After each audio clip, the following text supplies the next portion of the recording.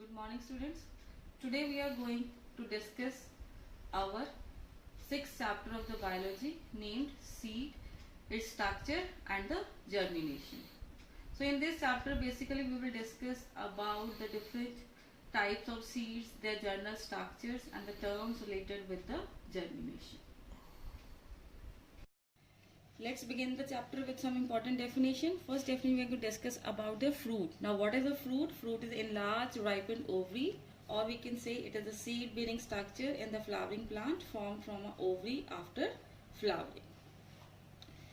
So example is like mango or pea pod. Second definition is of the seed. What is seed? It is a ripened ovule. It contains embryo which develops into a new plant, and it have a protective covering, that is the seed coat, that protects the embryo from the mechanical damage. Example, bean seed or peas. And the last is a grain. Now what is a grain? Like maize and wheat, it is a small dry seed with or without an attached fruit layer. Now children, next we are going to discuss about the classification of the seed. First, on the basis of the number of the cotyledon, they are classified into two types, that is the monocotyledons and the dicotyledons. Monocotyledon seeds are those that contain one cotyledon or single cotyledon. Cotyledon is actually what? It is a seed leaf. And those seeds which are having two cotyledons, they are called as dicotyledons. Example, pea, gram or bean. Now children, seeds vary in size. Some seeds are so small that can be hardly visible with your naked eye, like the poppy seeds or the orchid seeds. Whereas some seeds are quite large, like you can see in the watermelon or pumpkin, or they can be even big as a stone like in the mango. And the larger seeds are of the coconut or of the double coconut. Next classification we are going to discuss is on the basis of the endosperm. Now on the basis of the endosperm, they are classified into two types, that is the albuminous or endospermic seeds. In this children, cotyledons are thin and membranous, and endosperm persists for a long time, like for example poppy and the custard apple. Axial albuminous or non-endospermic, in such seeds the cotyledon stores the food and become thick and fleshy, for example gram and pea. Next we are going to discuss about the structure of the bean seeds. See, beans can be of different varieties. You must be knowing like broad beans, lane bean, French beans, but general structure of all the bean is just similar. Now first you can see here labeling testa. Now what is the testa? Seed coat consists of the testa, which is the outermost hard brownish covering. And basically its function is to protect the inner delicate parts of the seed from any type of injury or any type of the bacterial attack. Just next to testa is the inner layer, that is known as the tegmen, and its function is also protective. Next children comes the hilum. Now hilum, what is it? It is a distinct whitish oval scar on the concave side of the seed, and basically it represents the spot where the ovule was attached to the ovary wall through the placenta, and in the center it has a tiny opening that is called as the micropyle. Now children, what is the function? What is the micropyle? Micropyle is a small opening present in the surface of the ovule through which the pollen tube penetrates and often become visible as a small pore in the ripe seed. Basically it has two functions, you can see here. That when you are soaking any seed in the water, mainly water enters through the micropyle and is making it available to the embryo for the germination. Secondly, it also helps in the diffusion of the respiratory gases for the growing embryo. Now next children, we are going to discuss about the structure of a maize grain. Now maize grain is one-seeded fruit which has a fruit wall also, as well as the seed coats are attached together to form a protective layer. So that's why we are calling it as a grain. So in the paper you can ask why maize grain is referred as a grain. So this reason you can give there. Now you can see on the one side of the grain occurs a small colored oval region which marks the location of the embryo. Means on the oval side there is an embryo, and the remaining major portion that contains a large endosperm which is storing a starch. So the endosperm and the embryonic parts are separated from each other by thin epithelial layer, and that outermost layer of the endosperm is rich in protein that is known as the aileron layer. And the embryo consists of a single cotyledon that is called as scutellum. Along with that is having a radicle, that is a baby root, plumule, a baby shoot. And children, here radicle is point towards the pointed end. I will show the structure on the next page. And it is enclosed in a protective sheath that is known as coryza. And the plumule is toward the upper broader side of the embryonic region, enclosed in a protective covering that is known as ciliopatile. Now you can see here, diagram is shown here. Now this one is the aileron layer. Here this is the endosperm. This is the epithelial which is separating both the endosperm and the embryo. And this is the scutellum, which is called as cotyledon. And this is radicle. This is plumule. So this is the layer which is separating the protective covering around the plumule, that is the ciliopatile. Around the radicle it is the coryza. Now children, here basically a difference is given which is coming in the 3 marks question, difference between the bean and the maize seed. So you can learn any 4 points minimum. It is having 2 cotyledons. Here only 1 cotyledon is, and no endosperm is there. Here large endosperm is present.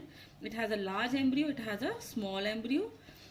Plumule leaves are folded here, but here they are rolled. Here plumule is large, here plumule is small. In such way you can learn. Now next we are going to discuss about the germination. Now children, what is germination? You have done in your lower classes also. See, normally the seed contains a dormant. Dormant means inactive embryo. In the dry seed it is in an inactive form. And we can say it is in a state of the dormancy or state of the rest. So whenever, first of all, if we want to begin the germination, we have to break that dormancy. Outside we feel that when the seeds are dry, no germination, no chemical reactions are taking place. But some chemical activities are still going along with it. But they are very slow, like they are consuming oxygen also, they give out carbon dioxide also, extremely in the minute quantities, and both of them release the heat as well. And when you are placing them in a proper conditions, that is in the optimum temperature, water, etc., we will discuss further, the dormant embryo awakens, means it get active and start growing into a seedling. Seedling is a baby plant, we can say. So these all changes which leads to grow of a seed into a seedling, that process is called as germination. So what is germination? It's the process of formation of the seedling developed from the embryo. Now next we are going to discuss about the conditions necessary for the germination. Basically 3 conditions are there. First one is water. Now you must be knowing that the seed obtain the water from the environment, and basically it enters to a point that is known as the micropyle. And for what purpose it is using the water? Basically, see, when you dip any seeds in the water, they will swell up. And consequently the seed coat, which is the outer tough covering, that will rupture, means that will break, allowing the elongating radicle to come out and form the root system. So first remember this, the radicle would be coming out and that will form the root system. Next, now inside some chemical reactions are also going, so water is necessary for carrying out that chemical reactions also, and for the activity of the enzymes which have to act upon the food stored in the cotyledons or in the endosperm. So for that purpose also they need the water. Now next condition is the suitable temperature. Now children, see, if both very high temperature as well as very low temperature are not suitable for the germination, what they can ask in the reason question, why, what is the consequences of very low temperature, what will be the consequences of the high temperature. So very low temperature inhibits the growth of the embryo, whereas very high temperature destroy the delicate tissues. So moderate temperature, that is from 25 to 35 degrees, that is called optimum temperature, that is suitable for the process of germination. And the third condition is oxygen. Now children, during germination there is a rapid cell division is going on and cell growth also, for which energy is required, and that energy is available in the form of the oxygen, that is the oxidation food. So this they need the oxygen. Now children, here some experiments are given. So this can be asked in the questions, that how you can write an activity to prove that water is necessary for germination. Simple experiment is there. Just you take the two beakers, label them A and B, and place the seed of the gram seed in the B. In one side you put the wet cotton, other side you put the dry cotton. So when you will keep the beaker for some ordinary room temperature, in a day or two, seeds in the beaker A which is having a wet cotton, that will germinate, while the other which is having a dry cotton, that will not germinate. So that proves that water is necessary for germination. Now second experiment you can see here, that experiment to prove that suitable temperature is necessary for germination. Same way, same setup you are taking. You label two beakers A and B, place some gram seeds on a wet cotton in each of the two beakers. Both beakers will be having the wet cotton, and keep the beaker A at the ordinary room, whereas you keep the beaker B in the refrigerator. In day and 2 you will note that seeds will germinate in the flask beaker A, but it will not germinate in the beaker B because it is not getting the proper temperature for its growth. Now third you can see here, experiment to prove that oxygen is necessary. Now children, here also we are taking two conical flasks, we are labeling them, and we are separating a wet cotton in each the flask and placing the soaked gram seeds. Here you can see we are lowering a test tube, tying with the thread one test tube. It is containing a alkaline pyrogallic acid. Now basically function of pyrogallic acid is to absorb the oxygen, and in the flask B we are just hanging a test tube which is containing a plain water. Now after some day what we will see, the seeds in the flask B do not grow because this pyrogallic acid has absorbed all the oxygen, but in the flask A they will get germinated. Now next is a 3 bean seed experiment. Very important experiment. 3 mature bean seeds are taken and they are tied to the glass in a 3 position. That setup I will show in the next page, in a beaker containing the water, in such a way that the top seed is well above the water, middle one is just on the surface of the water, and third one is deep in the water. Now the middle among this you can see on the next page, I will show also you. Here the top one seed will not germinate, the deep one seed will also not germinate. Why? Because it will get the oxygen but it will not get the water. But here middle one will get both oxygen as well as the water, and the deep one just it is getting only the water, no oxygen in there, so that's why it will not germinate. Now children, next we are going to discuss about the types of germination. Now types of germination, before discussing that, some regions that you must be knowing, what is apicotyle and what is hypocotyle. Now the region of axis between the point of attachment of cotyledons and plumule, means the point where cotyledons and plumules are attaching with each other, that portion is called as the apicotyle. And region of axis which is below the cotyledon, that region is known as the hypocotyle. So you can see here, this region above that is, this is apicotyle, this lower region that is called as the hypocotyle.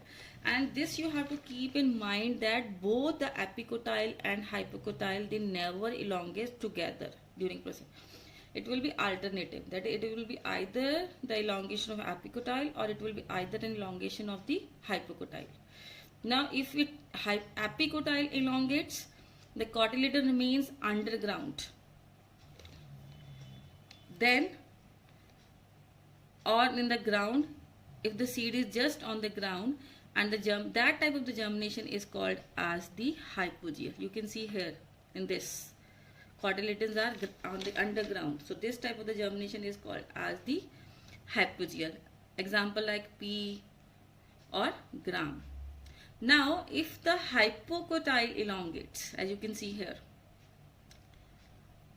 the cotyledon will be pushed above the ground, and this type of the germination is known as the apigeal germination.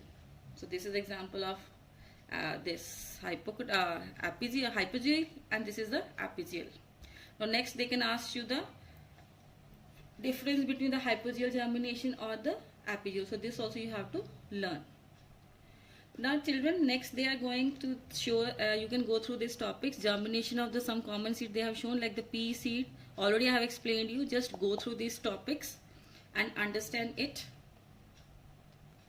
Now our last topic is what is viviparous germination. This is a special type of germination like in the mangrove plants as Rhizophora, that shows a special mode of the seeds germination called vivipary. That's what is that, in which the seed germinate inside the fruit. Still it is when it is still attached with the parent plant. So that is the means seed started germinating in the fruit itself only when it is attached with the parent plant, and after germination that plant drop that seedling into the soil, which will develop its roots and fix itself to form the young one. Now you must be knowing the seedling. Seedling is a stage of the growth of the plant that is used before it has become wholly independent plant to which food is stored. So I hope this chapter is clear to you. Just go through all the important terms and important diagrams. Thank you. Have a nice day.